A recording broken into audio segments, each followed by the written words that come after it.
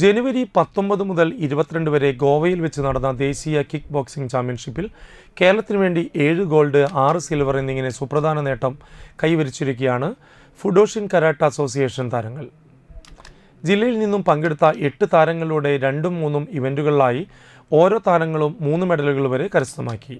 മെഡലുകൾ യഥാക്രമം Adarsh Premchandran senior low kick ഇനത്തിൽ gold, Muhammad Mishab KM point ഫൈറ്റിൽ സിൽവർ, മ്യൂസിക്കൽ ഫോം ഇനത്തിൽ gold Minhaj KM, kick light ഇനത്തിൽ silver Ashmin Pramoj, kick light ഇനത്തിൽ gold Athirupa AS, point fight ഇനത്തിൽ silver, musical form gold, kick light gold Meenakshi CA, kick light ഇനത്തിൽ gold, musical form gold, point fight silver Muhammad Arshaq NA, musical form ഇനത്തിൽ silver PM Vishnu, K1 ഇനത്തിൽ silver medal എന്നിങ്ങനെയാണ് കരസ്ഥമാക്കിയത്. ഫുഡോഷിൻ karate association സ്ഥാപകനും വാക്കോ Thrissur ജില്ലാ kick boxing association സെക്രട്ടറിയുമായ Renshi അനുവടക്കനാണ് മുഖ്യ പരിശീലകൻ.